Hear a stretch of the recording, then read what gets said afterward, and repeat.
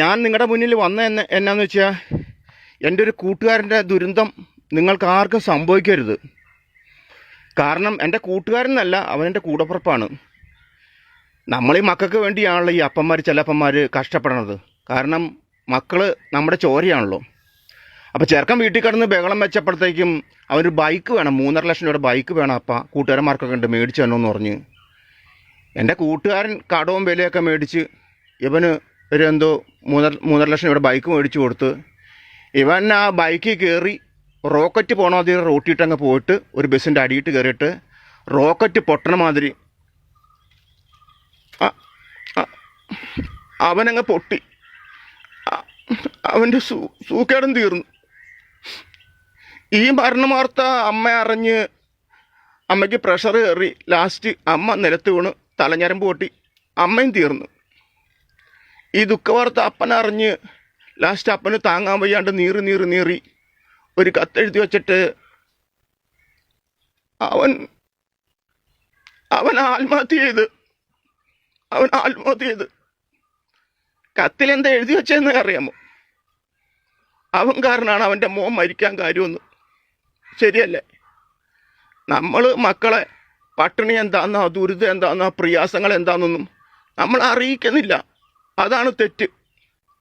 മറിച്ച് 2 ദിവസമെങ്കിലും ഈ മക്കളെ പട്ടിണിക്കിട്ടിട്ട് വിശപ്പിൻ്റെ വിളി എന്താണെന്ന് അവർ അറിഞ്ഞായിരുന്നെങ്കിൽ ഇങ്ങനെ സംഭവിക്കില്ല. നമ്മളെ അവർ ഓർത്താനെ.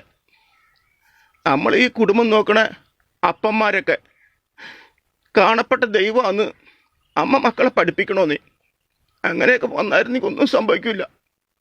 നമ്മൾ ഈ കല്യാണമൊക്കെ കഴിച്ച് കുടുംബം നോക്കാൻ വേണ്ടി നമ്മുടെ സന്തോഷങ്ങളൊക്കെ നമ്മൾ മാറ്റിവെച്ച് നമ്മുടെ ദുഃഖങ്ങളൊക്കെ നമ്മൾ മറച്ചു വെച്ച് ഇവർക്ക് വണ്ടിക്കാളനെ കൂട്ട് പണിയെടുത്ത് കൊടുക്കണേ. നമ്മളിങ്ങനെ തെറ്റാന്നേ, നമ്മളിങ്ങനെ തെറ്റാ. കരച്ചിലും മണ്ണുണ്ട്. തെറ്റാ. എൻ്റെ ബാല്യകാലം എന്നൊക്കെ പറഞ്ഞ ഈ കല്ലും മുള്ളും നിറഞ്ഞതായിരുന്നു.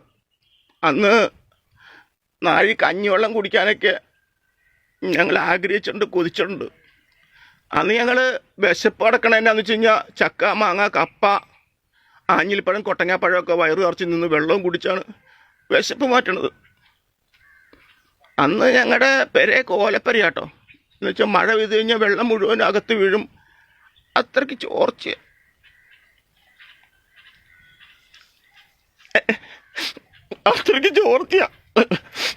നിങ്ങൾക്ക് അതറിയില്ല.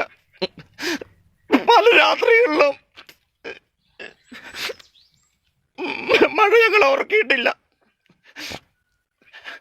ഞങ്ങളുടെ ദുരിതങ്ങളും ദുഃഖങ്ങളൊന്നും നിങ്ങൾക്ക് വരണ്ടാന്ന് വിചാരിച്ചാണ് നിങ്ങൾക്ക് വേണ്ടി കഷ്ടപ്പെട്ടത്.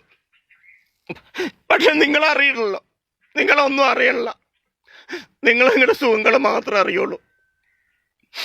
ഈ അപ്പന്മാരുടെ വേദനയെ നിങ്ങൾ മനസ്സിലാക്കണം കേട്ടോ. നിങ്ങൾ മനസ്സിലാക്കണം. അതെനിക്ക് പറയാനുള്ളത്.